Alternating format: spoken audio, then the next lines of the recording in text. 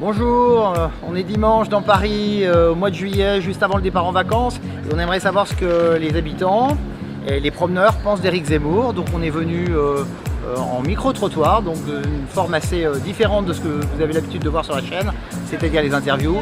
Vous allez voir les deux sexes, évidemment, et tous les âges. Et on espère que ça va vous intéresser. À très vite, c'est parti!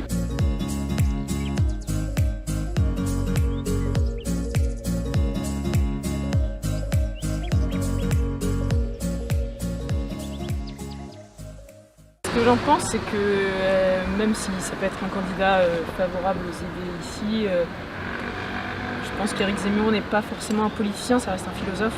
Donc peut-être qu'il n'a pas forcément les compétences pour être sur le terrain. Vous le voyez comme un philosophe? Parce qu'il n'a jamais écrit de livre de philosophie à ma connaissance. Hein. Non, mais plus penseur, quelqu'un qui va... Je pense qu'il y a plus une touche journalistique. Un intellectuel. Voilà, tout à fait. Parlez-nous d'Éric Zemmour, qu'est-ce que vous en pensez? Je suis assez mitigé sur le personnage, il me paraît peut-être un peu trop médiatisé et mis en avant pour être tout à fait honnête, disons. Et je sais pas si c'est une solution véritable politiquement parlant.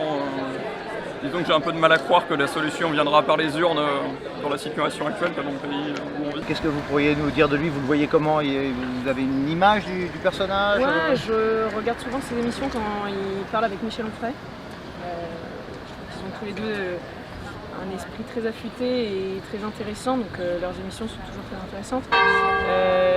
Il a une très bonne vision du déclin de la culture française, je pense, et de la politique française. Quels sont ses points forts et ses points faibles à votre avis comme candidat à l'élection présidentielle? Les points forts, une certaine justesse bien évidemment sur la situation politique, sur l'immigration, etc. Et c'est certainement à mon avis par ça qu'il rallie. Mais après il y a peut-être un double jeu de sa part, on va dire, entre ce qu'il voudrait incarner politiquement et dire aux Français oui, ayez des prénoms français, etc. Quand il parle par exemple pour les immigrés, pour mieux qu'ils s'intègrent. Et à côté de ça, lui a un côté très, je pense, religieux par le judaïsme de son côté. Et en fait, peut-être qu'il ne fait pas exactement la même chose que ce qu'il défend. Vous connaissez les prénoms d'Éric Zemmour, ces trois prénoms? Éric, Justin, Léon. On ne peut pas tellement faire plus français. Ah non, mais c'est pas vis-à-vis de lui que je dis ça, c'est plus par rapport au conseil qu'il veut donner pour les immigrés. Vous croyez qu'il a tort, l'assimilation? Vous n'y croyez plus? Non, je pense qu'il faut encourager une assimilation si de toute manière on veut qu'il y ait bonne entente entre tout le monde, mais à côté de ça, je pense pas que ce soit la solution absolue. Qu'est-ce que vous préconiseriez, vous? Qu'est-ce que vous auriez comme... On voit bien que de toute façon, là, qu'actuellement, la France sature en termes d'immigration et que c'est pas en continuant d'ouvrir les vannes qu'on pourra arranger quoi que ce soit. Lui, il parle d'immigration zéro. Hein. Oui, bien sûr. Mais voilà, il faudrait l'appliquer dès maintenant. Et... Bon, là-dessus, vous êtes d'accord avec lui? Au moins là, un point d'accord. Pour le coup, oui. Est-ce que vous voteriez pour lui au premier tour, voilà, s'il se présentait, par exemple Ça dépend quels sont les candidats en face. Imaginons qu'il y ait Marine Le Pen, Macron et lui. Et un candidat LR type Xavier Bertrand, qu'est-ce que vous... Ouais, peut-être que je voterai pour lui, ouais. Est-ce qu'il aurait votre voix au premier tour de l'élection présidentielle s'il décidait d'y aller? Ça dépendra qui y aurait en face, mais vu qu'il y aura certainement personne, il y aurait des chances que ça finisse comme ça quand même. Oui. Ah, bon, ben voilà. Qu'est-ce que vous pensez d'Éric Zemmour? Écoutez, je trouve le personnage très intéressant. Il a une façon de voir les choses qui est intéressante, c'est-à-dire réfléchie. Voilà, après on peut être ou pas d'accord avec ce qu'il dit et ce qu'il pense. Est-ce que vous êtes plutôt d'accord ou plutôt pas d'accord? Ça dépend sur quel point, mais globalement oui. Globalement ce qu'il dit est assez juste. Il dit des choses que tout le monde sait mais qui sont interdites de dire. Voilà, non, ça c'est respectable et ce sont des choses qui sont vraies. Est-ce qu'il ferait un bon candidat à l'élection présidentielle, à votre avis? Un bon candidat à l'élection présidentielle? Écoutez, non, je pense pas que ça pourrait être un bon président parce que pour moi c'est un polémiste avant tout. Il aime provoquer parce qu'il a très bien compris comment ça fonctionnait et que pour faire parler de soi, finalement, il fallait provoquer. Un peu comme l'autre Papacito. Bon, voilà, mais Zemmour... vous le comparez, vous le mettez au même niveau que Absolument Papacito? pas. Non, Zemmour est plus intelligent, plus fin, mais il provoque quand même. Enfin, je me souviens d'une interview de lui sur les femmes où il avait des propos, je pense pas qu'il puisse les... Vous le trouvez misogyne? Zemmour, non. Ah. Non, je pense que c'est de la provocation, honnêtement. Mais oui, c'est quelqu'un d'intelligent, c'est quelqu'un qui me fait rire, c'est quelqu'un d'extrêmement cultivé, donc oui, j'aime bien. Est-ce que vous le verriez candidat à l'élection présidentielle en 2022? J'aimerais beaucoup. Ah, il aurait votre suffrage alors? Vous êtes inscrit sur les listes électorales?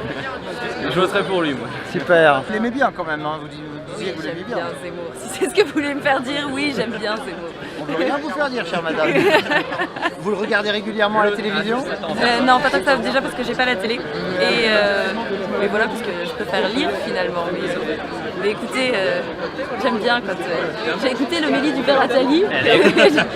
L'horreur, le nazisme, Satan en personne, qu'est-ce qui se passe? Elle est indémodable celle-là. Hein. Bien sûr. Elle a 10 ans, mais elle est indémodable. Qu'est-ce que vous pensez du personnage? Éric Zemmour, je pense que c'est un personnage politique qui est très intéressant. Il a une connaissance de l'histoire de France qui est très impressionnante, une expérience politique aussi de par son métier de journaliste. Donc je pense qu'il a certaines compétences qui manquent beaucoup dans notre société ou dans le cosmos politique actuel. Vous le verriez se présenter à la prochaine élection présidentielle puisque tout le monde en parle?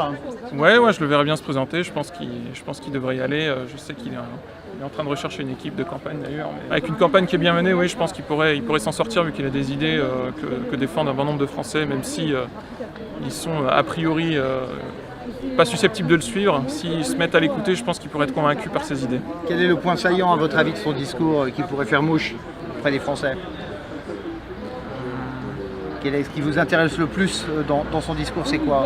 L'islam, l'immigration, la sécurité? Non, je pense que moi ce qui m'intéresse le plus dans son discours, c'est la transcendance de la patrie.